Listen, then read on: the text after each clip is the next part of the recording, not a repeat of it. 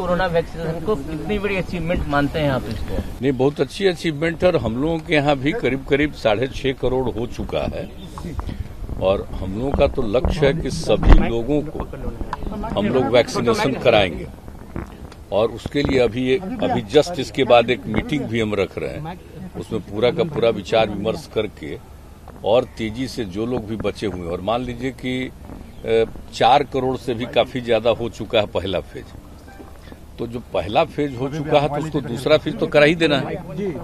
तो इसके लिए भी एक एक जगह जा करके हर जगह देखना कि जिसका हो चुका पहला उसको दूसरा, अगर टाइम हो गया है, समय हो गया है तो उस बीच में करा लेना और बाकी कोई बचा न रहे, सब लोगों को प्रेरित करना कि साहब इसको जरूर करवाइए।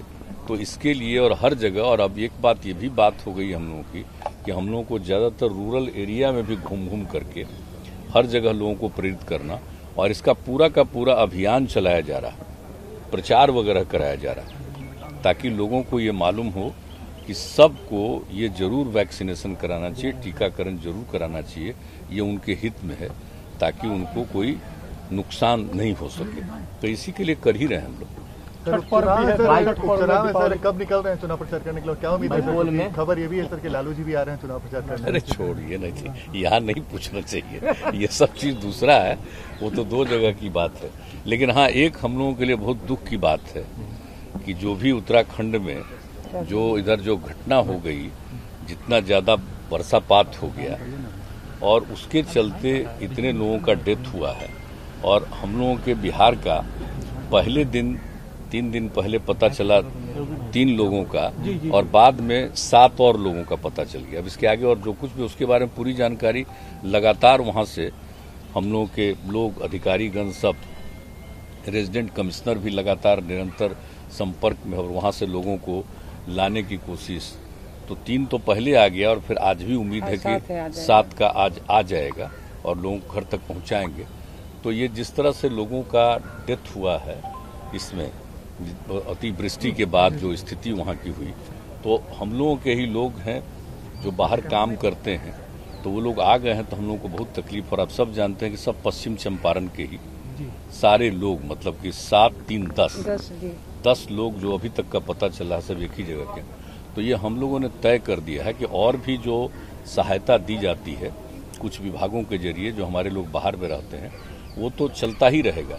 लेकिन जो हम लोगों का है, जो सीएम रिलीफ फंड है, तो उसके माध्यम से उनके परिवार को हम लोग निश्चित रूप से 2 लाख रुपया प्रति परिवार को देंगे, ये भी हम लोगों ने तय कर लिया है। ये जो 2 लाख रुपए आप देते हैं, इस पे भी लोग राजनीति करते हैं, ये काफी कम अमाउंट है। नहीं, ऐसा कैसे कर रहे हैं, क्या बात करते हैं? अपने राज्य के अंदर कहीं कुछ होता है उसके लिए एक अलग व्यवस्था है और राज्य के बाहर कहीं कुछ हो रहा है तो उस राज्य के लोग भी तो करते ही न हैं। ऐसा तो नहीं हम लोगों के राज्य में कुछ होता है तो हम लोग मदद करते हैं, तो दूसरे राज्य में भी होगा तो उस राज्य के लोगों को मदद करना उनका काम है।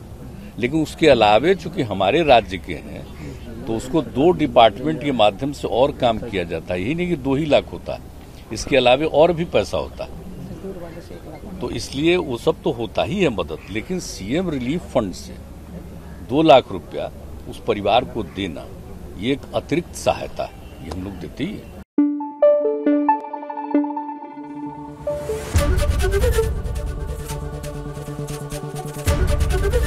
एबीपी न्यूज आपको रखे आगे।